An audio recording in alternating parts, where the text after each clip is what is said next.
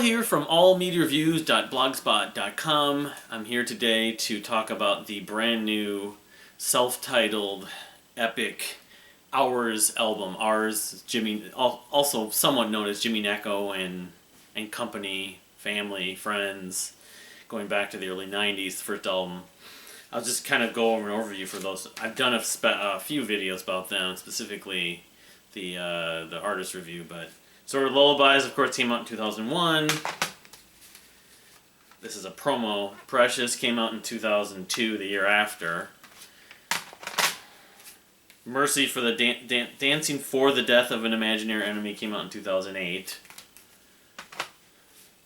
Then in 2013, putting aside Jimmy Necco's solo records, Ballet the Boxer I, or One, which was hinting when it came out in 2013 that it was a first of a series, which it was in a way. Sometime I'll show the vinyl, because I've got vinyl from that one. And then this one, New Age Heroin 2, came out in 2018. I've got vinyl for that as well. The other thing I should show, and this is 2017, so it actually came out before New Age Heroin. The sampler I have with 3 tracks, Slipping Away, Don't Lose Yourself, and Across the Clouds, which I'll have to talk about, but this was supposed to be on the album Spectacular Sight 3. Didn't happen exactly. Then in the summer of 2020, Jimmy and the band uploaded what was Spectacular Sight, or Spectacular Sight 3, on their SoundCloud page, and it was up for maybe, I don't even know if it was a month. Anyway, I listened to it, I don't know, 4, 5, 6 times. I wanted to listen to it in my car and some other places, so I didn't listen to it as much as maybe I would have liked, but then they pulled it and they made some other plans. So, 2021 comes around and says, yes, I've got, it's not going to be called Spectacular Sight. It was about a month and a half. It was like April or late March. It's going to be the self-titled, would be the 6th album, I believe, because I count 1, 2, 3, 4, 5. The 6th proper studio album from Hours, the self-titled Hours album.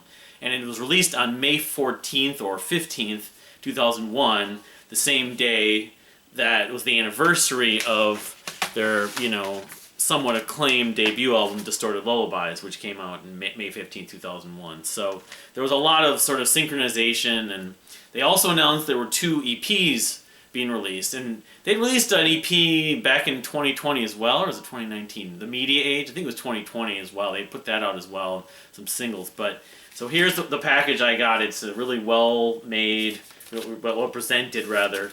The R's symbol in the envelope. I can't see myself getting rid of this. And you can see the message that Jimmy did sign it. And I pre-ordered this, I don't know how many years ago. It was like 2016, 2017, 2000. I pre-ordered a while ago, so I was getting like downloads ahead of time and stuff, and it's really nice of them. So here it is. Of course, it has Jimmy Necco's face with the sort of R's logo. It's not a tattoo, but I don't know how they did. They just put that on his face. So this album I've been listening to a lot over the last month, since I was given a download the first weekend of May, but it was released actually, like I said, on the 15th or 14th of the Friday. But it's 17 songs, so you could say in a way this is a double album, and it's, they gave it a self-titled album, I think, for that reason, because it sort of is covering a lot, if not, I wouldn't say all their styles, but it's covering a lot of their different kind of styles of music and songs. I guess before I go into the actual album, I'll show what also came in this package, which is really nice. So that will be kind of lost. An Hours sticker to go along with a lot of other paraphernalia and fan items. And then I noticed this. This is a cool little, it's like a necklace or something. It's got the R's. I have an R's wristband. I have, of course, the bag that I was showing in the video just yesterday. And, of course, my share of t-shirts. Unfortunately, a lot of them either are not my size, or I've got a little hole on one of them, which I wish I could wear more often. I probably still should wear, but I suppose I could just put this on now. Oh, and I have to actually put the, doesn't actually come on there, so This may have to be unless it's really simple and it just goes. I suppose it can just go through the hole like this. Maybe. You always think this stuff would be easier than it ends up sometimes often being. The wristband that I bought a few years ago, unfortunately I can't wear because it gives me like circulation problems. But I still have it. Yeah, I suppose if I can, because I want to get into the details of the review, of course. All right, so there it is. So, all right. I would say that this album is not my favorite Ours album at this point, but I like it a lot. I would say among the quote-unquote trilogy or the last 3 albums, it probably is my favorite, although it's, you know, it's kind of a push. I mean, it's tough. I love them all. I love songs on them all for different reasons. It's a much longer record than both of these 2 records. It's really a double album. It's like 3 parts really, as you can see. And the fact that he had those other 2 EPs he released, The Bell of Fall and Right Here, Right Now, was more suggesting there was even more music. And then there's probably even more music, because a lot of times with Ours, could it be Ours music or Jimmy Necco's solo music? So, but I guess here's the CD, self-titled Ours album, the 6th album. But and of course I haven't read through the liner notes, so I you know. But and he talks about they're just giving the credits and stuff like that.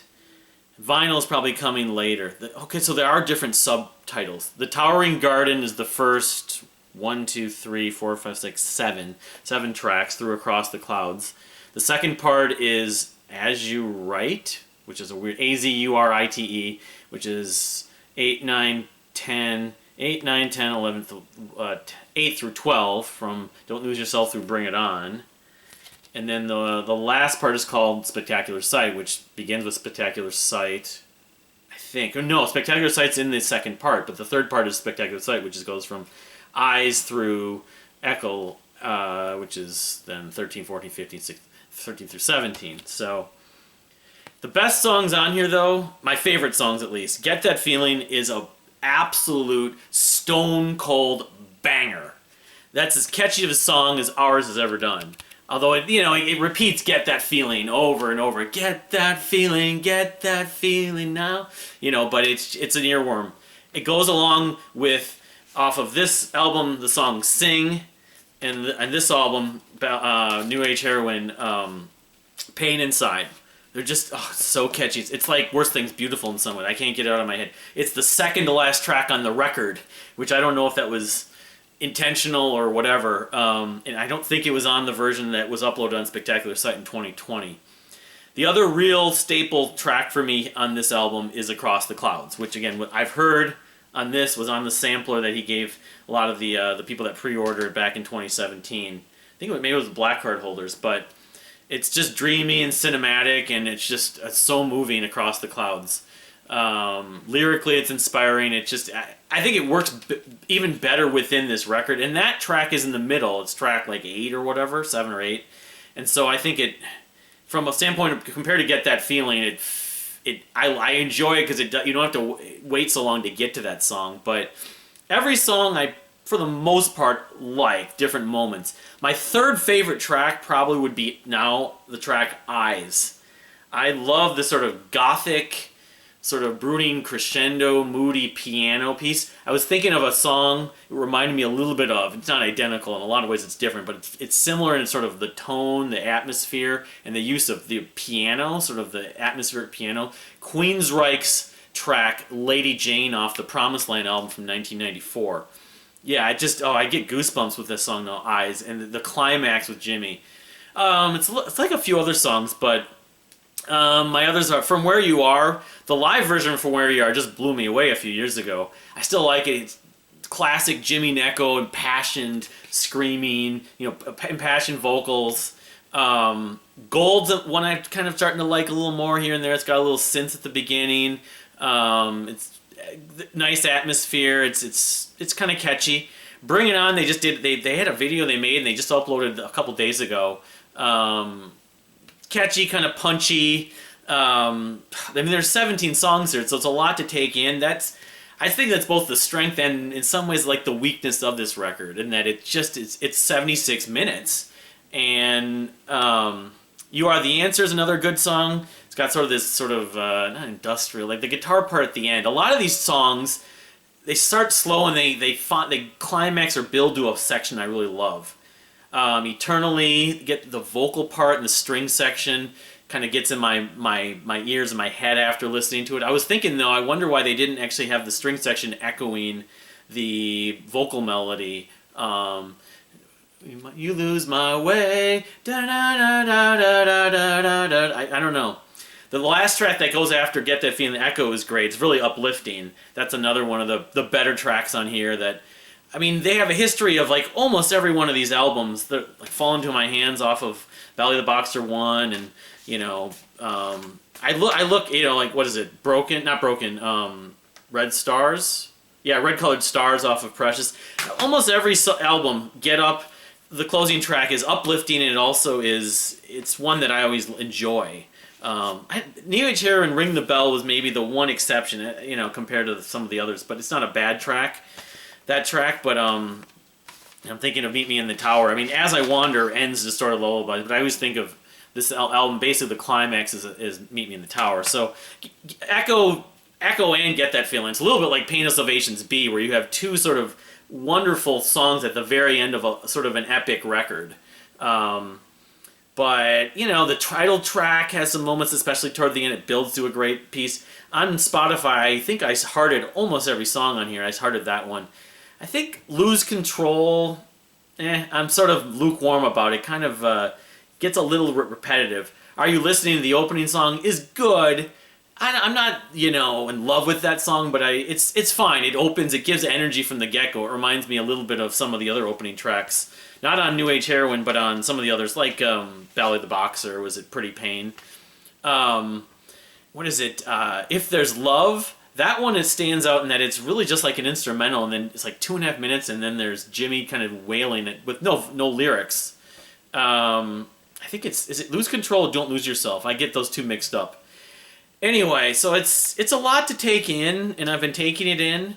I think ultimately I'll probably be just going to specific songs. I don't know how often I'm going to be listening to this thing start to finish necessarily. I'll still do it sometimes, but I mean, I think of this album being more song oriented, even though it's 76 minutes. The irony or the weird thing is, I'll maybe do a separate video about those two EPs, at least especially the Bell of Fall. Those I like almost as a whole, that specific EP, and I don't know if I would switch it out. A friend of mine on Rate Your Music was pointing out that he thinks that Spectacular Sight on the 2020 upload, the title track, was longer. And also he was talking about the Bell of Fall EP has 2 or 3 songs that were originally going to be on the Spectacular Sight when it was going to be an album that followed right after Ballet the Boxer. You know, because he had all these songs, and then he's like, I'll put them out in separate records and stuff, so... But, you know, I definitely would recommend checking it out if you are an Ours fan, if you like really well put together, you know, songs, vocalists that really have a large range. If you're a U2 fan, I would say, I was thinking Echo, this last song, Echo, does sound almost like a U2 song. Like, there's a bunch of songs that Jimmy has recorded and also just played live that never have been released that definitely have a U2 vibe, but in a really good way. They're not like completely... Okay, I'm going to sound exactly like this U2 song, but Echo could be a song I could have seen U2 and Bono singing. So, but anyway, yeah, a thumbs up. I've put together an Albums of the Year mid-season thing that I put out last night, and this is right at the top with a couple others. I'll try to make a video soon, maybe tomorrow, maybe in the next week, going over some more of those. But I'm going to make one more video today showing a couple new items, but please subscribe if you haven't subscribed. If, you know, again, give me your take on Ours, you know, or if you're even curious about them. But thank you for watching. We'll see you next time.